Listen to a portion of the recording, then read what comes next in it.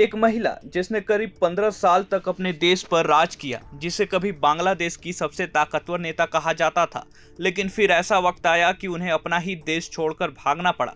आज वे भारत में हैं। उनके खिलाफ मौत की सजा सुनाई जा चुकी है। उनकी पार्टी पर प्रतिबंध लग चुका है और अगर वे बांग्लादेश लौटती हैं तो जेल या उससे भी बड़े खतरे का सामना करना पड़ सकता है। हो सकता है फांसी भी हो जाए, लेकिन इसके बावजूद उन्होंने कहा है, मैं बांग्लादेश जरूर लौटूंगी, चाहे वे मुझे मार ही क्यों न दे। आखिर शेख हसीना इतनी बड़ी बात क्यों कह रही है? क्या उन्हें सच में मौत का खतरा है? और अगर वे लौटती है तो क्या होगा? आइए पूरी कहानी आसान भाषा में समझते हैं। कहानी शुरू होती है साल 2024 से। उस समय बांग्लादेश की प्रधानमंत्री थी शेख हसीना। वे लगातार चौथी बार सत्ता में थी और करीब 15 साल से देश चला रही थी। लेकिन इसी दौरान सरकारी नौकरियों में आरक्षण को लेकर छात्रों का विरोध प्रदर्शन शुरू हुआ। शुरुआत में यह आंदोलन सिर्फ कोटा सिस्टम के खिलाफ था, लेकिन धीरे धीरे ये सरकार विरोधी आंदोलन में बदल गया।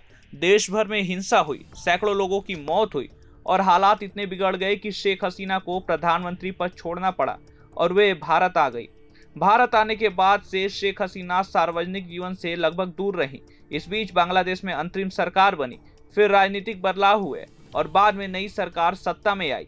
दूसरी ओर शेख हसीना और उनकी पार्टी अवामी लीग के खिलाफ कई कानूनी कार्रवाइयां शुरू हुई।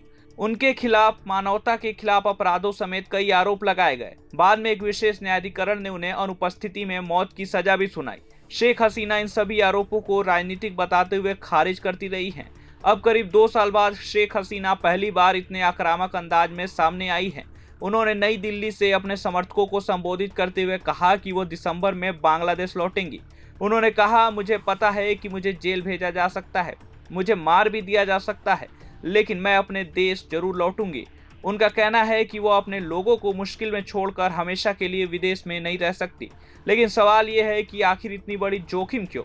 इसके पीछे सिर्फ राजनीति नहीं बल्कि उनकी पूरी विरासत दांव पर लगी है।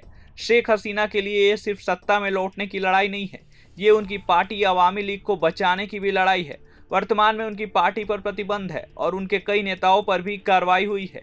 शेख हसीना की मांग है कि अवामी लीग पर लगा प्रतिबंध हटाया जाए, राजनीतिक कैदियों को रिहा किया जाए और उन्हें लोकतांत्रिक तरीके से चुनाव लड़ने का मौका मिले।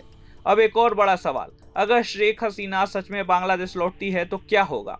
इसका सीधा जवाब तो किसी के पास नहीं है। अगर वे लौटती हैं तो सबसे पहले उन्हें कानूनी प्रक्रिया का सामना करना पड़ सकता है।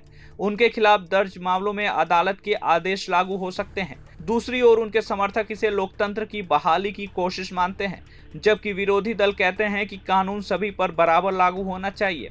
यानी उनकी वापसी राजनीतिक और कानूनी दोनों स्तरों पर बड़ा घटनाक्रम होगी। इस पूरे मामले का भारत से भी गहरा संबंध है। शेख हसीना पिछले 2 साल से भारत में रह रही हैं।